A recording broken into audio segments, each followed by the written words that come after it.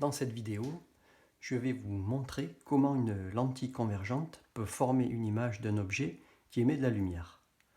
Alors c'est quelque chose d'important à comprendre parce que c'est à la base du principe de fonctionnement de l'œil ainsi que de nombreux appareils optiques comme par exemple la loupe, le microscope, la lunette astronomique, le vidéoprojecteur et évidemment l'appareil photo.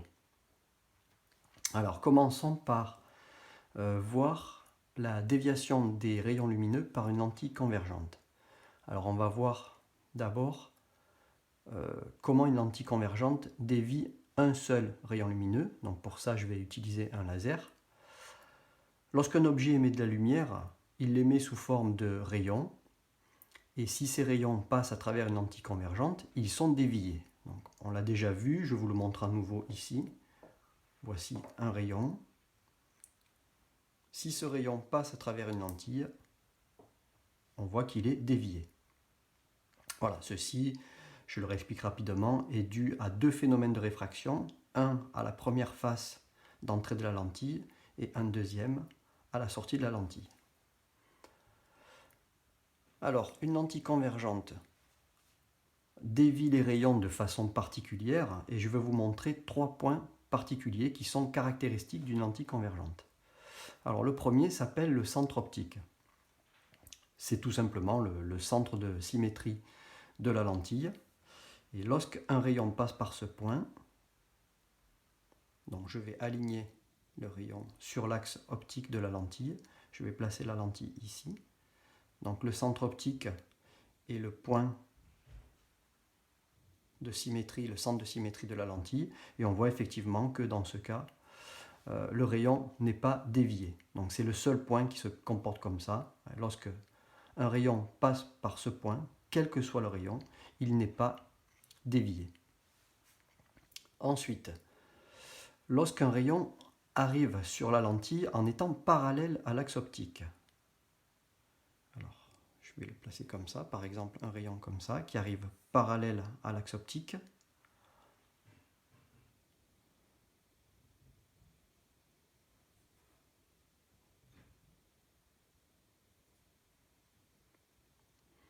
Donc on voit qu'il est dévié de façon particulière et qu'il coupe l'axe optique en un point particulier ici. Alors si je décale la lentille, toujours en gardant le rayon parallèle à l'axe optique, je constate que le rayon émergent de la lentille coupe toujours l'axe optique au même point. Donc il s'agit d'un point particulier qu'on appelle le foyer image de la lentille. Et on le note F'. Troisième point particulier, on va s'arranger maintenant pour que, à la sortie de la lentille, donc après avoir traversé la lentille, le rayon soit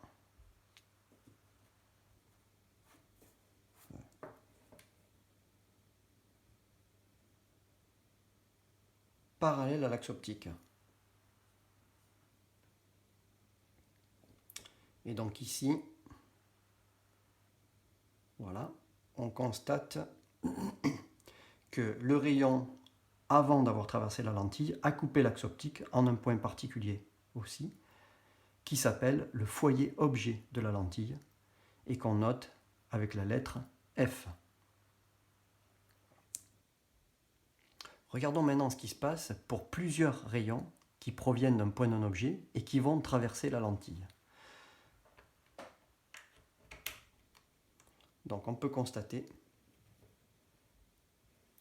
que ces rayons se croisent en un point particulier à la sortie de la lentille et ce point s'appelle le point image du point objet correspondant.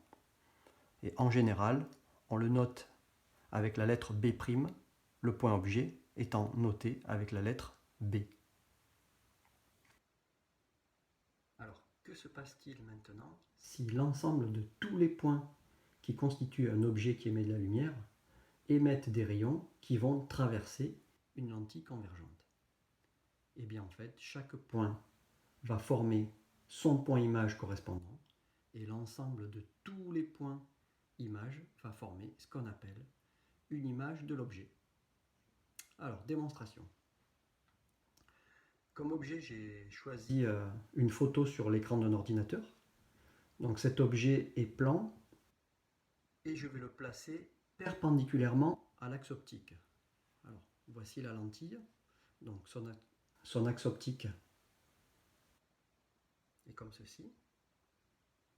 Et l'objet, je vais le placer comme ceci, devant la lentille. Dans ces conditions, l'image qui va se former va elle aussi être plane et perpendiculaire à l'axe optique. Alors vous remarquez que comme lentille, j'ai choisi une lentille qui a un diamètre assez grand. On pourrait penser que cette lentille va, entre guillemets, grossir davantage, mais en fait ça n'a pas de rapport. En étant de diamètre plus grand, la quantité de lumière qui va passer à travers la lentille va être plus importante et donc l'image va être plus lumineuse. C'est la raison pour laquelle j'ai choisi une lentille de plus grand diamètre. Alors, mon objet se trouve de ce côté. Il émet de la lumière qui va passer à travers la lentille et on va voir ce qui se passe de l'autre côté.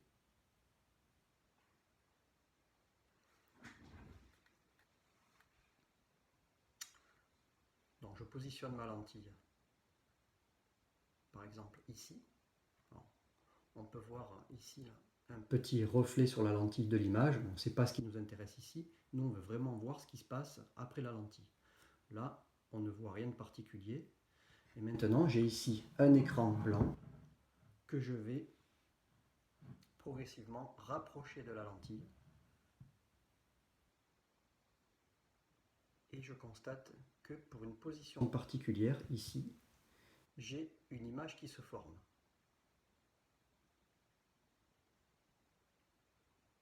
Alors cette image n'est pas de très bonne qualité, puisque la lentille et mon dispositif ne sont pas de très bonne qualité non plus. Mais ça nous permet déjà de constater que cette image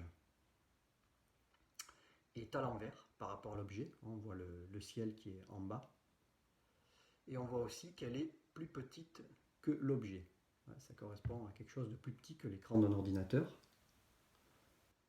Alors, est-ce que c'est toujours le cas? Donc, si la lentille est un peu plus loin de l'objet, on voit que l'image